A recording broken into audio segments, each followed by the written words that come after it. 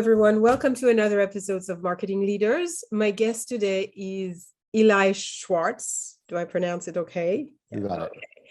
Eli is SEO superstar in the US. He just and soon to be in France.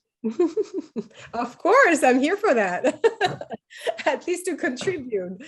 No, Eli just published a book that was, to me, extremely, and of course to so many people in America, but at least to me, who is not a SEO geek at all, a very disruptive book about SEO, product-led SEO. So we're going to talk mainly about this and all the marketing ideas behind this book.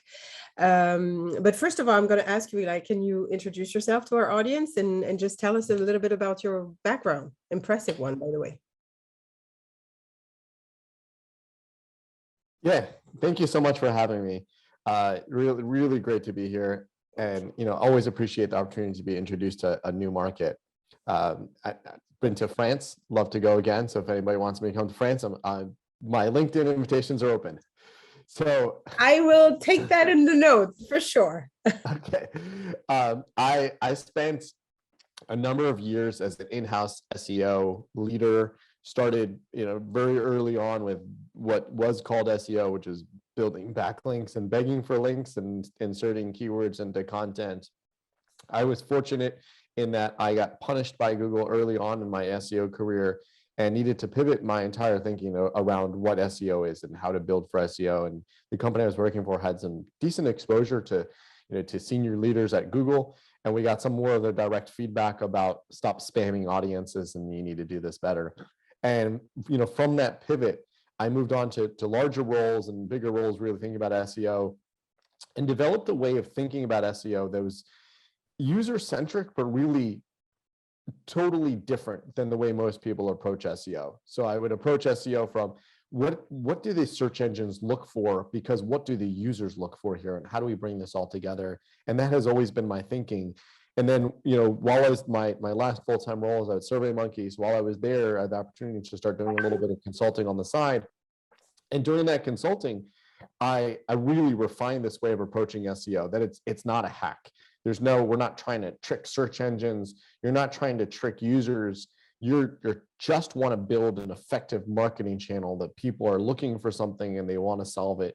And even more, I always encourage people to really think about like, what would you do if you were looking for this? And then how do you not be a marketer, and how do you approach this from that perspective? If you yourself or a family member is looking for something, how would they go about and finding this? And then during that consulting, I would get asked questions about how do I learn more? It seems a little bit unique. It's different than what we've typically heard about SEO. Again, SEO is mostly transactional, like build links, do an audit. And I'm a proponent of thinking about SEO from a bigger perspective. And to answer that question, I started writing it down. I started putting it into first blog posts, but then they became chapters, and then that became an entire book.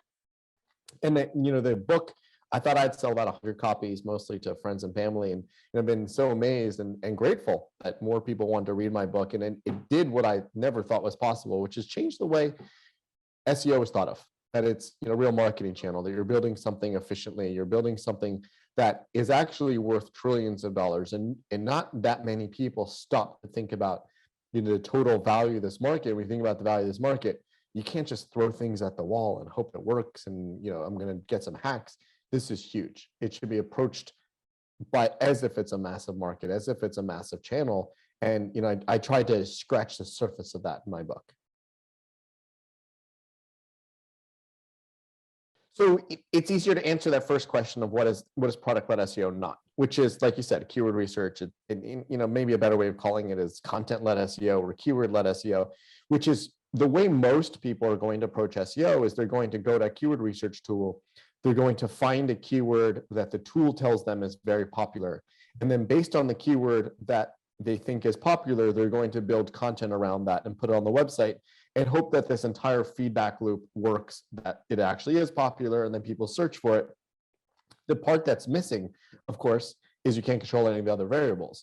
So say you find that popular keyword and you write that content about that popular keyword, you can't control whether you're going to show up on Google at all. You can't control whether people are going to search that keyword and click on that. And you certainly in that keyword process are not thinking about what happens when people arrive on that piece of content with that keyword in it. So from a product-led standpoint, I like to think about this from the beginning, which is I'm building something for a user because there was a user here. So what is it that this user needs? So I'm not starting from a keyword, well, the tool told me that this is what people search for. I'm starting for, I'm building a product, right? I'm building a website, I'm building something, who wants it? What do they want from this? And what is it that they're going to be looking for? And based on that, that is the way I'll develop my SEO strategy, which is, are they looking for a video? Then I need to have a video. Are they looking for a glossary?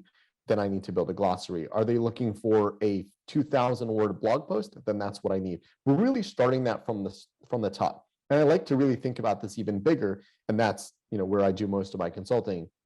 When you think about a more scalable product, which is, what is it that so many people are looking for? And what are the iterations on what so many people are looking for that I can build for them? So I don't know if many users in France are aware of Zillow, which is find the real estate the most popular real estate website in the United States, but they are of course familiar with TripAdvisor. So TripAdvisor is a great example of product-led SEO because the way they approached SEO isn't, well, a lot of people search for the Ritz-Carlton in Paris. So that is a keyword. I'm going to put the Ritz-Carlton in Paris in a piece of content, and I'm going to build links for the Ritz-Carlton in Paris. Instead, the way TripAdvisor approached their SEO is a lot of people search for hotels. What do they look for when they search for hotels? Well, they look for the names of hotels within cities. They look for characteristics of hotels within cities, say luxury hotel or family hotel. How do we structure our entire website that it can go after all those tens of thousands of keywords? And even better, in all the languages and in all the countries, and so on and so on. They didn't really, until the end, of course, stop to think about, where am I ranking on Google or whatever search engine for Ritz-Carlton in Paris? It's really, how do I be visible for every hotel in every city, for every kind of hotel, for every variation? And then from there, you build the content based on what is it that people are looking for. Are they looking for the Ritz-Carlton in Paris because they have breakfast? So make sure you incorporate that. And therefore, breakfast is likely something that's going to show up on every hotel page. Are they looking for pools? So that's the approach, rather than, oh, the keyword research tool told me that a lot of people search for Ritz-Carlton in Paris. Number one, that's a piece of content I'll write. Number two, they search for it in London, so I'll write that, and then go on and you never get to tens of thousands of pages that way. Okay, so the way I summarized it, I try to, for my audience also, is that instead of building no, it's that way. I took it as a note because I wanted to make sure. With your approach, well, building SEO for the why of people is going to search something instead of the what we're selling or what we're buying. In your example is a very good one, and the one you use in the book, the telehealth.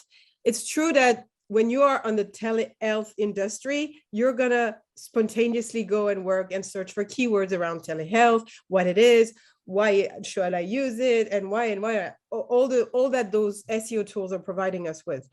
But if you're really truly analyzing your audience in a way of understanding why at some point, forget about SEO, forget about Google, forget about everything, why would people take care about telehealth, then you come up with those 3 ideas of content you can do. And my second point, just to make sure I understood well, is that from that, you conceive your website as the product itself, which means you build an architecture instead of a website. Am I right? Yes. So really, it's an entire product. And the part I skipped over is when you think of it as a product, you don't think of SEO as one stop on the train. You think of SEO as it's a channel. So what is it that the people from this channel want? So what kind of website do I need? That's the product. What does it look like? That's the product. Who builds it? Those are the product managers and engineers. So really thinking about as, again, not, oh, I've created something already. How do I paint SEO on top of it? It's really, if the goal is for people to find this from a search engine, how do you build the best thing for the people finding it from a search engine? If we want to make it actionable for people, do we have, for example, no matter which industry we're working on, to think of what will scale at some point and will be scaled by the user themselves and not by me? Well, that's a great question. For that, I would say there are many websites and many products and many services in the world that do not need SEO. Because when you start thinking about the why is someone looking for this? If you can't answer that question, then why would you invest in SEO? If you say, this is going to cost, and SEO is not free. And for your listeners that have never done SEO before, it's not free. The click is free, but getting to the point where someone is clicking on your result from Google is not free. You might get lucky. You might have a tweet that you posted on Twitter for free and it drives a lot of traffic. That's luck. But building this into a scalable, repeatable, predictable channel is not free. So when you're doing this, that's an investment. You have to say, well, am I going to justify this investment? Why would someone come to this? And if you can't answer that, don't do it. So I think for many B2B products, that's a hard question to answer. Mm-hmm. There isn't really a channel of people that are coming from search engines. Yes, I know people will argue and say, well, I generate a lot of revenue from search engines. In many cases, it's not attributable. It's not provable that the search engine click mattered, that investing that money into the search engine channel mattered. If it doesn't matter, you can skip it completely. If something is very innovative, which means that it's great, it's very useful, but no one looks for it. Say, I think we just came out with the iPhone 14.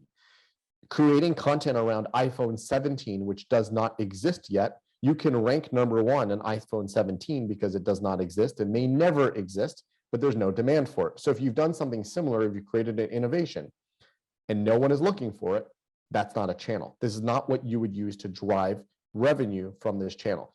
If you want to create demand, you use paid traffic. If you want to capture demand, maybe that's when you can use SEO.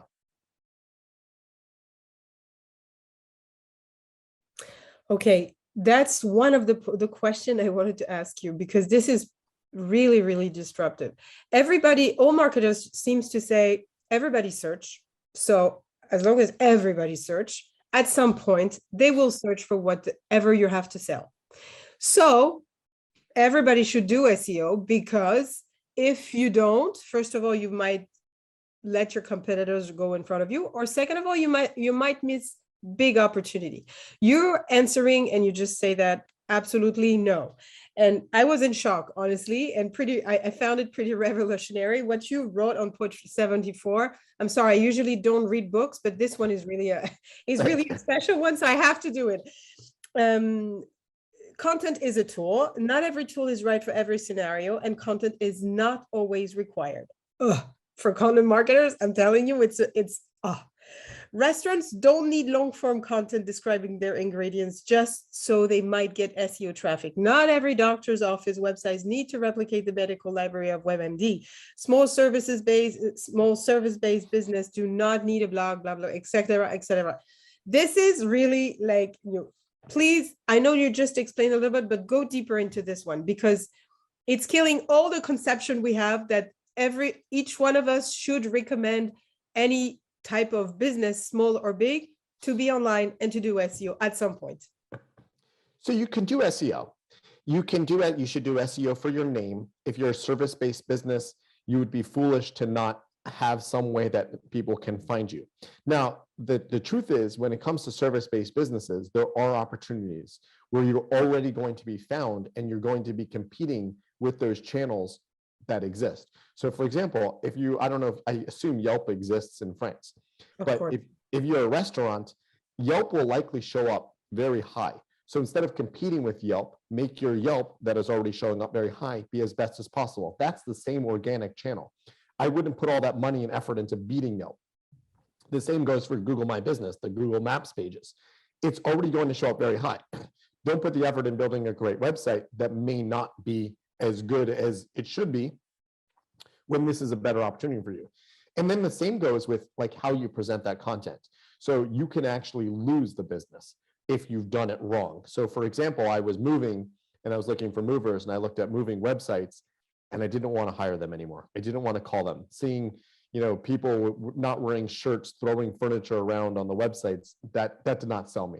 Now, if I would have seen their Google My Business page and there would have been positive reviews and just a phone number, and then I would have called and they would have been nice on the phone and had good pricing, I could have gotten the business. So I wouldn't start always with the default of, oh, you want to go on the web, you need a website.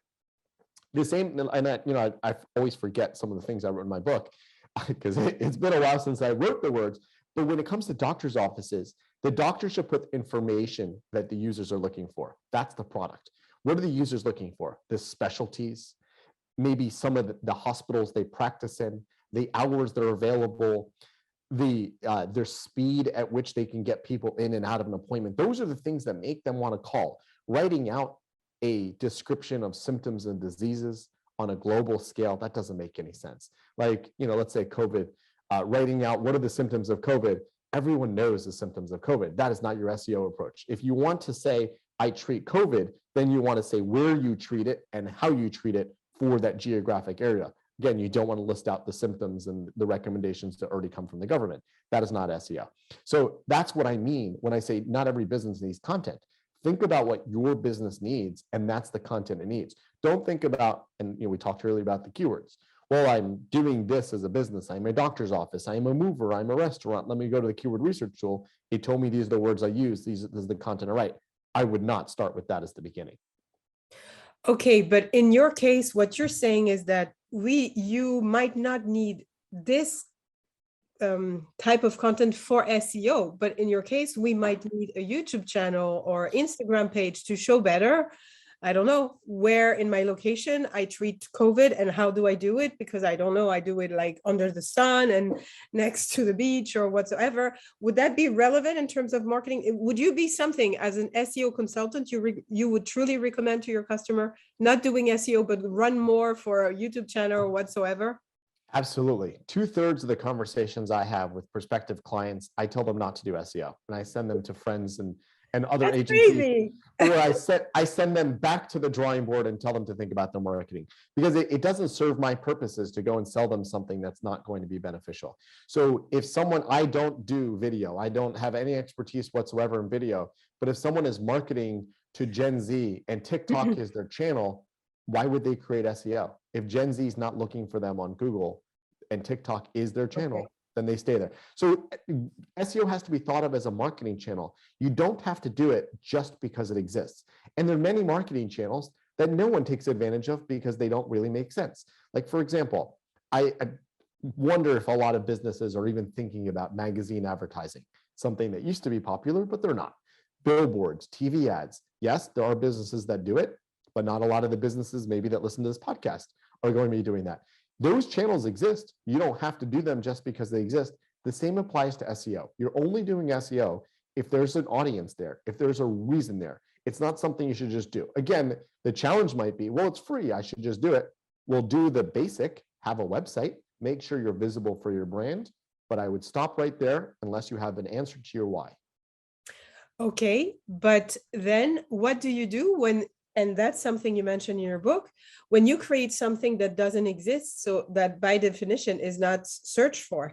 I interviewed Ren Fishkin a couple months ago, and he gave this example of Airbnb, who at the very beginning, I think it would have been a great example also in your book, because I think it's a little bit the same approach, product-led SEO approach. Nobody was searching for what they were doing. So at some point, if they came to you and said, do we need SEO at the very beginning? Would you have to tell them, no, you don't need, or would you help them thinking of an SEO approach, meaning your idea is so great that it can scale by himself, and just by letting the users create the content for you? That's a great question. And the answer to that question really depends upon the size of budget. So if Airbnb came to me and said, we've just gone public and we have tens of millions of dollars just sitting around waiting for marketing channels, should we invest in SEO? Then I would say, well, it won't really dent your budget if you put a couple $1 million into building a great SEO channel around people staying in other people's homes. So when your other marketing channels have convinced the audience that this is a good idea and they search for it, they'll want to convert. Now, if Airbnb had not raised a lot of money and they did not have a big budget, and they were considering, well, should we spend this money on doing YouTube videos explaining why this is a better place to stay on vacation than a hotel, or should we spend this money on creating content around people searching for stay in someone else's home? I would absolutely recommend the YouTube video, because that's going to create demand. That's going to create awareness. That's going to help convert.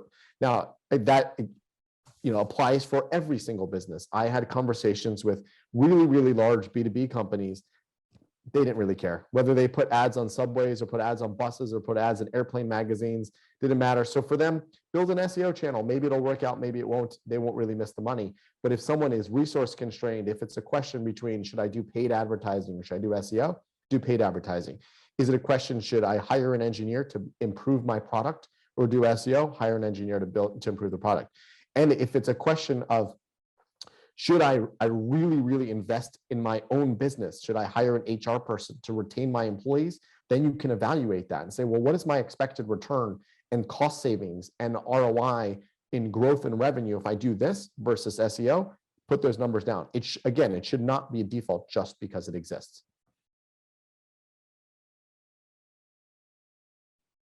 Okay. When I listen to you, I think of, this very trendy things of topic instead of keywords. Aren't we talking about the same thing here? No, not topics instead of keywords. I think about user intent instead of keywords. So topic instead of keywords might be, oh, I've distilled down my keywords into a broader reach. I would say, do people even care? So say, let's say Uber. Uber does not do great SEO because it's not a great use case for SEO. They do great SEO on Uber Eats because that's a better use case for SEO. Uber, the car service part of it, is not a great use case for SEO because no one is like, oh, I just occurred to me I have a flight in an hour. Let me go Google and see what my options are. Oh, look, Uber's number one. I'm going to take Uber, right? And that's not really the path to conversion there. So maybe as a topic, you might say, oh, airport rides is a topic instead of airport to airport or something, like specific names of airports is the keyword. But if no one's looking for that topic, if you can't really justify the why, then I wouldn't say it's a topic. Yes, topics is the way you might approach the intent rather than keywords, but I'd say it goes far deeper than that, really holistic strategy around, is this something that anyone is even looking for? If they're not looking for, the topic doesn't matter. Okay, thank you for that. Lots of people are rushing onto topic clusters and pillar pages and things like that, but it's true that at some point you said, I don't really have any relevant topic related to what I sell that's going to lead me to some sort of growth through online. The problem I have with that, especially pitching some customers, is that all of them think that since each of us search, they have to be online and to rank for something at some point. And it's extremely complicated to explain them that ranking, as you said, is not always straightly related to SEO. So one way to avoid SEO would be to build a brand and to be like known enough, even if it's a very niche industry, like for people to type directly your brand. But you mentioned also in the book that branded search should not be a focus for SEO. So I'm a little bit lost. Can you help us see clear more about this? I didn't say branded search should not be a focus for SEO. It's not going to be the place that when you're investing in SEO, you really want to focus.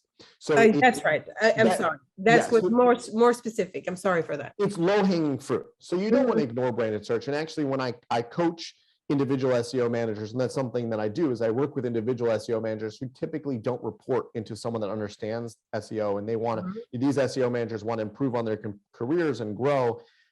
I layer in to help them to do that. And when I coach them, I tell them always to take credit for the branded search, because yes, they may not have generated that branded search. However, find me a paid team who does not include branded clicks in their campaigns. They're saying, oh, we spend $10 million a month overall, and here's our ROI, when most of those campaigns are going to be like 80% branded. So why would an SEO manager come in and say, well, I've generated 10 million clicks, organic clicks this month, but 9.5 million of them were branded, so that wasn't to my credit. Don't give me a raise, don't give me a bonus, don't even keep me, just fire me, right? Like, that's crazy. Take credit for it, but you can caveat it with, well, it was mostly us showing up. Now, I've seen many companies screw up their branded search. So the SEO team keeping the branded search and growing the branded search is great, right? That's easy revenue to have. And you should do branded search. For some businesses, all they should do is branded search. However, non-brand is where your upside is going to be. So the way you think about this, and I've worked with a number of companies where they had a branded search was all they had. So say they have 90% of their search traffic is branded. Their brand, the rate of growth of their brand is only going, or the rate of growth of their branded search is only going to be at the rate of growth of the brand itself. So say you're Airbnb and you have 90% of branded search, and I think Airbnb does have a very high percentage of branded search. So if you have 90% of branded search and Airbnb is only growing from a brand awareness perception of 10% a year, that 90% is only going to grow by 10%. Whereas if that other 10%, the non-branded, if they can build more SEO, maybe they can grow that 10% bucket by 400%, right? So like there are SEO things you can do. Growing Airbnb's branded percentage by 400%, that would require a lot. I don't even know what they could do to grow that by 400%. Now they've already done the biggest things. They've taken out ads in the Super Bowl. They've sponsored everything possible. So there is no 400% there, but there certainly is a 400%, 1,000%, a 10,000%. I've seen that before on that non-branded bucket. Again, depends on the baseline.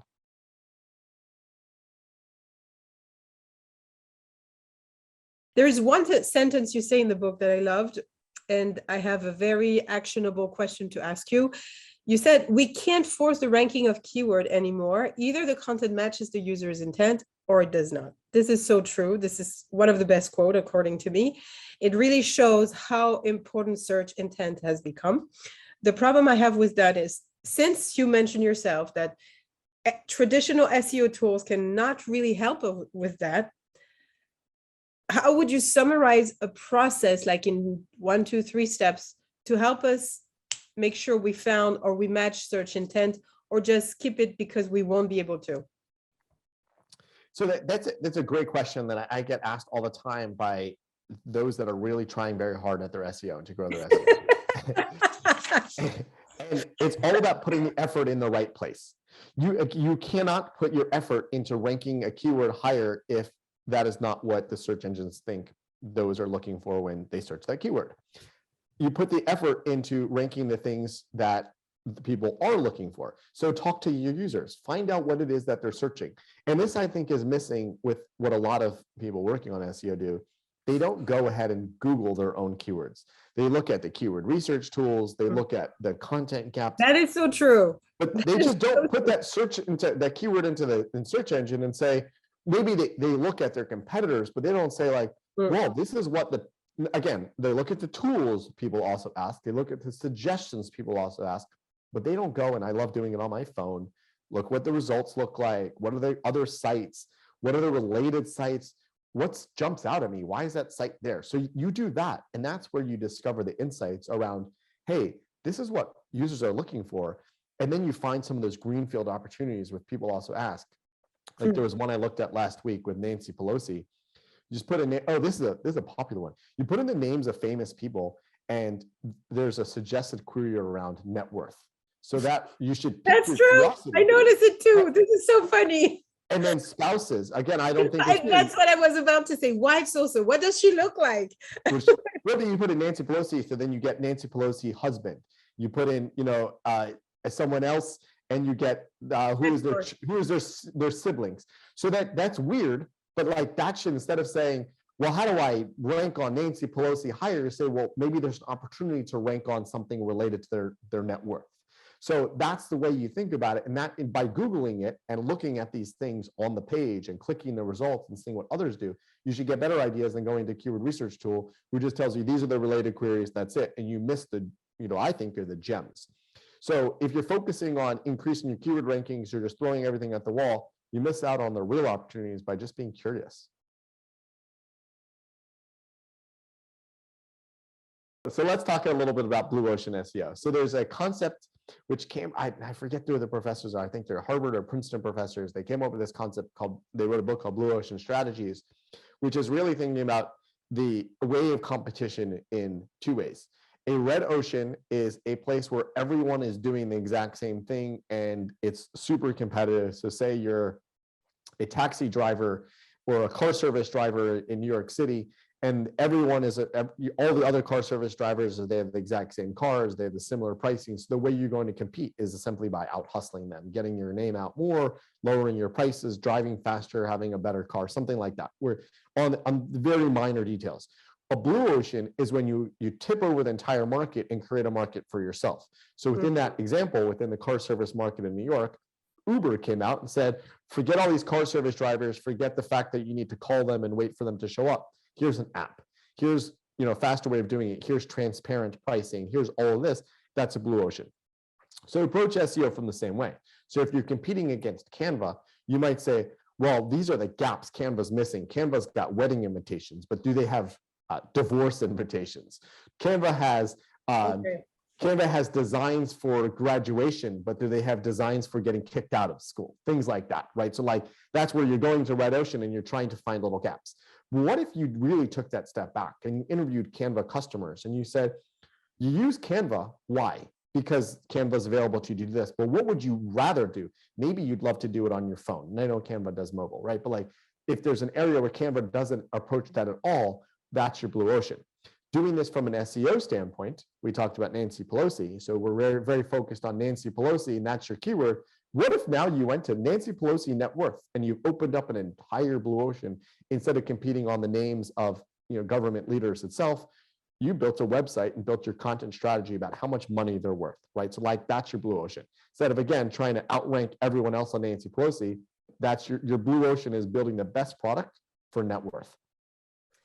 Which is great. When I hear, I totally get that. I did that actually for a customer who was selling kitchen cabinets. He was going straight against IKEA, Home Depot, and for a small, pure player, it was ridiculous to compete against those guys. So I told them, listen, I just checked the market and, the market share between real estate. Everybody was jumping on B2C real estate and they were totally forgetting about the B2B real estate. For example, I don't know, in churches, in warehouse, they need kitchen cabinet for schools or for other, solution like that. So that could have been a very good opportunity to specialize and to niche down on some specific part of the market. But first of all, is it really an SEO marketer's job to come up with those ideas?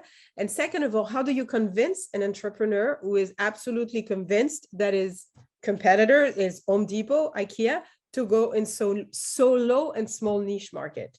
To me, it's undoable. I understand the concept, but for having experienced it, it's extremely difficult to convince them to do this. A heavy, heavy dose of reality. There was a company I was talking to earlier in my consulting career, and as I was writing the book, and they had built a product around insurance, car insurance. Car insurance is a hyper-competitive space. I know, it's banking or real estate. It's like, yeah. All of these are hyper-competitive. So what I explained to this person, he said, well, how do I rank higher on car insurance? I said, do you realize if you Google the word car insurance, Geico's number one, Progressive's number two, whatever, one of those, State Farm, all of those websites, if you look at who is on those websites, they were registered before Google.com was registered. They're older than Google. So your strategy to unseat Geico and Progressive and State Farm, it doesn't exist. It's impossible. You would hope that State Farm makes a massive mistake and tries to rebrand and forgets to renew statefarm.com and doesn't do a redirect. It's not going to happen. So if you're doing something in the insurance space and you believe there's an SEO opportunity, you need to find that blue ocean. So that's what I would do. I would just be very direct and say it is impossible. You cannot rank on the word car insurance. Look at who you're going up against. I know sometimes people fall into the SEO tools and they say, well, domain authority this and domain content gap, and I can really sneak in here by having better links. It's not going to happen on things like car insurance. It's not going to happen when you're competing against really strong competitors. Now, if someone is competing against Home Depot and they aspire to be the next Home Depot, they can compete against Home Depot, just not today. So if you're working with a client who wants to build a national hardware chain and they're doing things that national hardware chains do, building a brand, having trucks that people see on the road, having ads on TV, having billboards, having evangelists and all that, eventually they will rank next to Home Depot. But if they're only approaching from an SEO standpoint, is I want to build a brand It's only going to be online. We're going to drop ship Home Depot's products themselves, and we expect to outrank them. It's not going to happen. So that's the heavy dose of reality. My answer to that, and I'm curious to know if you would share it, is personal branding. For all those highly competitive industry, it's almost undoable to compete with those guys, established, well-known worldwide brands spending millions and millions of dollars for years to rank. But you can still have a chance if you have a differentiating factor enough, and if you're fun enough, if you're smart enough, if you're skilled enough as a personal brand to just stand and talk about something you know in the car insurance industry. Why not? And building it within like an original way, a creative way, on a certain niche, on a certain format, content format, either it's audio, video, whatsoever. What do you think about this? Is it something you would recommend to your client?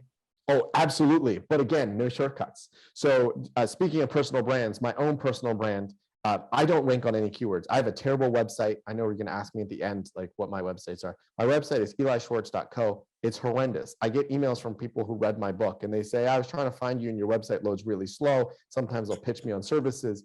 It's horrendous. I apologize. I haven't put any time into it. However, my website outranks LinkedIn for my own name. Now, I don't have the most competitive name in the world. However, I have some decent competition for Eli Schwartz. There is a doctor in Israel, actually, who came up with the horse parasite treatment. I forget what it's called, for COVID. That created a lot of brand. He's an actual doctor. He gets invited to speak at conferences. A lot of times I get the invitations to speak at the conferences on his behalf. There's a number of people that share my name that have invested in their own personal brand, yet in most cases, I'm able to outrank them. And my website is even able to outrank LinkedIn. And I guarantee you, I don't even know what my domain authority is. I don't care what my domain authority is. It's better. It is outranking LinkedIn for my own name. And the reason for that is the 15-year process of building the brand offline, speaking at conferences, publishing articles, writing a book. No shortcuts. If I set out on day one to claim my own name on search as head of LinkedIn, I can't think of anything I would do. So when you're building a brand, you need to do the things that brands do. It's not just build better links. It's not just SEO tactics. It's all of that. Again, you can compete against Home Depot. You can create a national hardware chain. There's opportunities there. When you think of national hardware chains, there aren't that many. It's Home Depot, it's Lowe's, there's Ace Hardware. There's not that many. There's an opportunity for there to be 10 different brands ranking on hammer or replacement windows. You can do it, but you'd have to be the national brand. You'd have to behave like the national brand. It's not going to happen just because you built links to that.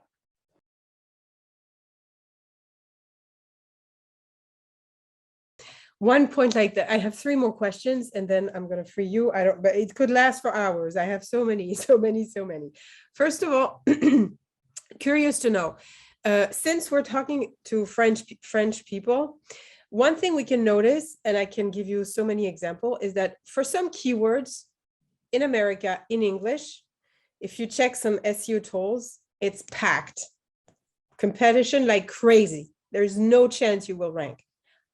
Compare the same keywords, because most of the time it's an English word that will be used in France.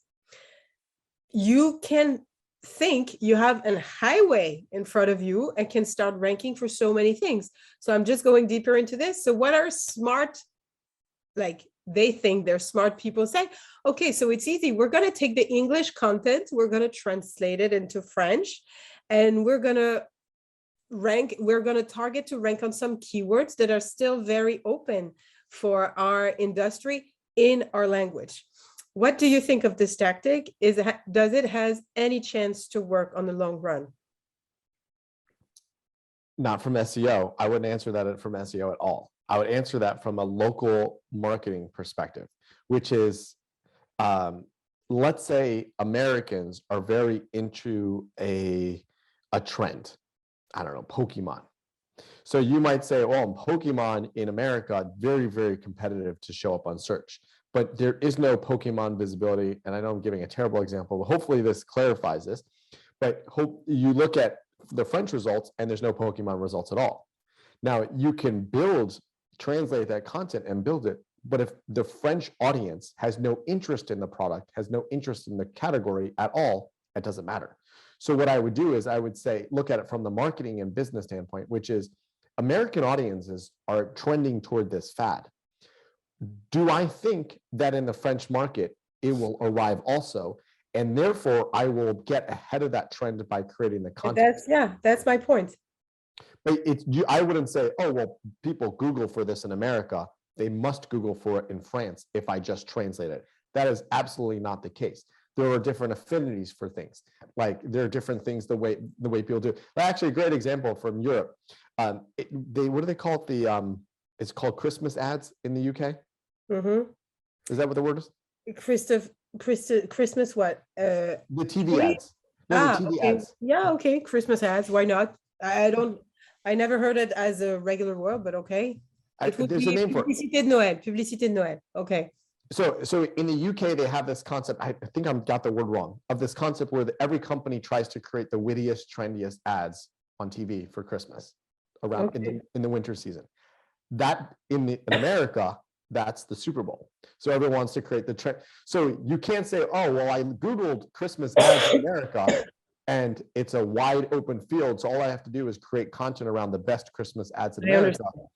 No one, that's not a thing. Again, flip that over to the UK. I think Super Bowl ads are a thing in the UK because they follow that American trend, but it does not have the same interest of ads because a lot of the products that are advertised in the Super Bowl are American specific. They're not global. So maybe people like to watch the wittiness. It's also, of course, American humor. So if you're not going to have the same audience. So I wouldn't just approach it from a search standpoint. I'd really approach it from, does the audience want this? Do I think the audience will want this? So therefore I can build the content. I understand. I would just say two things. The first one is you have some keywords today that are starting to be packed in terms of competition, like metaverse, Web3, NFT, tokens, so whatever. But all those things, it's proved that it comes everywhere else in the world, but usually 5 years later. But it's gonna come. It has to come. It has been demonstrated. So again, is there any way that it could be smart? And what would be the strategy? I'm not asking you to go deep into sales services. It's not my point, but just like to say, okay, we're just gonna copycat what they do in America and do the exact same thing in France. Invest in that. So if it's not going to come for 5 years and you spend millions of dollars building it and it takes 5 years for anyone to even care, there may be better uses of time. So I wouldn't approach it just from an SEO standpoint.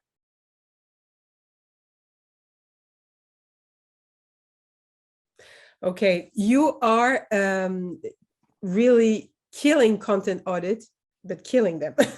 So can you tell us how we are supposed to do this the right way? Content audit? Yeah. Yeah, you go to a coffee shop and you find a user and you awkwardly walk up to them and you ask them what it is that they want. Okay, love that. I love that. And sometimes they'll tell you a bunch of stuff. I sort of got started on this. I ended up living in Asia for 2 years, and it all started because I went on vacation to Japan. It seemed like an interesting place to go. I'd never been to Asia before. I went to Japan on vacation, and I just took all the subways around Tokyo and was fascinated with the way everyone used the internet. So like they're on their phones. First of all, Yahoo is a thing in Japan, but it's not a thing anywhere else. And I watched the things they did on their phones, and I was snooping on people, of course.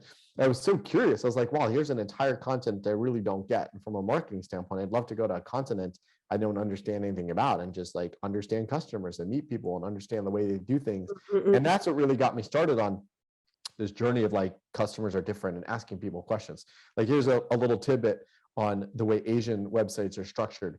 So in Amazon, the way that you find products is with search. You always search on Amazon. All of the category navigation is actually mostly for SEO. In Asia, it's the opposite. So a lot of e-commerce websites have very weak search because people do category. I don't know, again, could have changed. When I was in Asia and I was looking for products on e-commerce websites, I was always bothered by the fact that the search was so bad. And when I would talk to people, it's because they explained they did category navigation. If you'd like to buy a banana, you didn't search for banana, you went to produce and then, narrowed down to like whatever, banana. Oh, okay. So nice. Different user behaviors. And you can only find that out by asking people. I'd worked on a project, to expand SurveyMonkey's presence in Malaysia. And I translated our entire site into Malay, and it didn't move the needle. And by asking and talking to people, I discovered that our user base did not speak Malay, they spoke English. So I had already penetrated Malaysia without realizing it. So like, you only learn these things by asking. So instead of doing content audits and using keyword research tools, talk to your users. See if you can pick up the phone and talk to them. Go to a coffee shop and talk to them. Do a survey. Learn from them. This is funny, and we're gonna finish on one or two, just for one. I have still a few minutes. I read during COVID and after COVID, I think I read something like 73 marketing books just to put me back on track because of the COVID things, And one of the common point I've noticed is that most all of them, whether they were talking about paid search, SEO, content, strategy, build, personal branding, whatsoever, they always said, and it always comes down to know your customer, answer your customer questions, talk to your customer, define your ideal customer. That's always start like this. And most of the time, they would even recommend to do it completely offline, always. I hear that you say exactly the same thing. Yes. You don't, you can't research into your customers without talking to your customers. I say like that. I agree. This is another one of the things I love doing is looking at customer data, looking at the things that customers email you about, and then that that tells you more about your potential audience. Sure. Like I mentioned earlier, I'm starting to work with companies and individuals on coaching and helping them to be better at their job. I learned that from people saying, could you help me do this? And then when you're in tune with, oh, this might be an opportunity, then you follow up. So you do your research and then follow up. Don't just say, oh, I saw this on a tool and I'm going to build on it. Google it, ask about it, ask potential customers.